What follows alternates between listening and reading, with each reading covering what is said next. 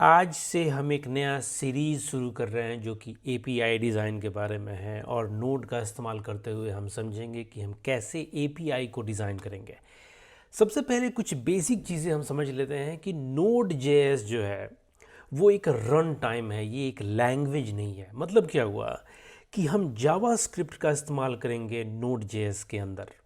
ठीक है, node JS एक इन्वायरमेंट है जहाँ पर हम जावास्क्रिप्ट का इस्तेमाल करते हुए एपीआईज बनाते हैं। तो एक अगर आपने थोड़ा बहुत भी जावास्क्रिप्ट के बारे में आपको नॉलेज होगा तो आपको समझ में आएगा कि नोड जेएस जावास्क्रिप्ट के ऊपर बेस्ड है। अब आगे बढ़ते हैं और देखते हैं कि आखिर एपीआई हम बनाएंगे कैसे, उसका इस्तेमाल कैसे करेंगे। तो हम नोड जेएस के अंदर एक्सप्रेस जेएस को इंस्टॉल करेंगे, जिससे क्या होगा कि जो कोड होगा वो लिखना बहुत आसान हो जाएगा। तो एक्सप्रेस जेएस को हम सीखेंगे और साथ में हम डेटाबेस जो हमारा पोस्टग्रेस को सीखेंगे।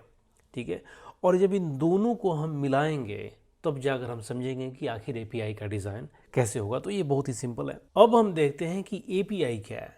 तो एपीआई एक्चुअली एक कोड है जो आपके सर्वर पे रन करता है और वो आपको जो भी आप रिक्वेस्ट करते हैं वो आपको प्रोवाइड करता है। तो फिर सर्वर क्या है? तो सर्वर को समझिए ऐसे कि जो गेट कीपर है, जो कि 24 आवर्स हमेशा चल रहा होता है और ये आपके डेटाबेस के सामने रहता है और ये डिफाइन करता है कि कौन एक्सेस करेगा और कौन डेटाबेस से डेटा को लेगा। ये काम हो गया सर्वर का। तो मोटा मोटी ये 24 आवर्स ऑन है ये, और ये हमेशा सर्व करने के लिए रेडी है। तो आगे बढ़ते हैं और देखते हैं कि फिर कुछ जो बेसिक टर्म्स होते हैं सर्वर के वो क्या क्या होता है।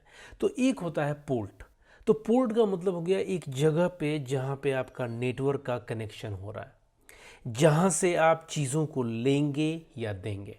ठीक है, जैसे कि शिप का पोर्ट होता है वैसे ही सर्वर का पोर्ट होता है। तो अगर आपने सुना होगा 3000 8000, वो आपका पोर्ट हो गया। मतलब वहीं पे आपका कनेक्शन बनेगा, वहाँ से आप डेटा को रिसीव करेंगे या आप डेटा को क्रिएट करेंगे।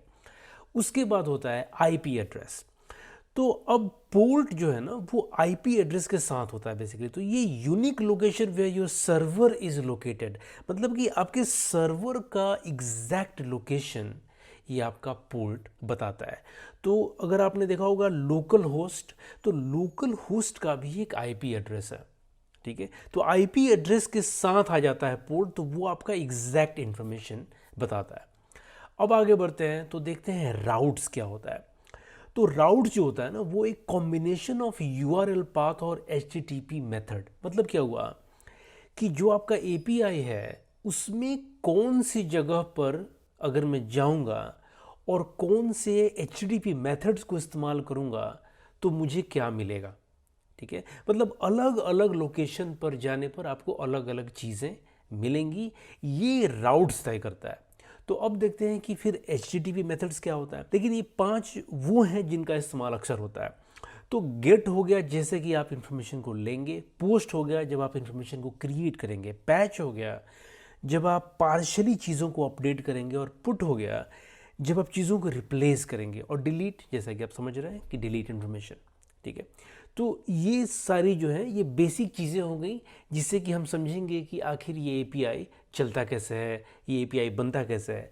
तो अभी हमने समझ लिया एपीआई जो है वो सर्वर के ऊपर काम करता है। तो ये एक बेसिक इंट्रो हुआ।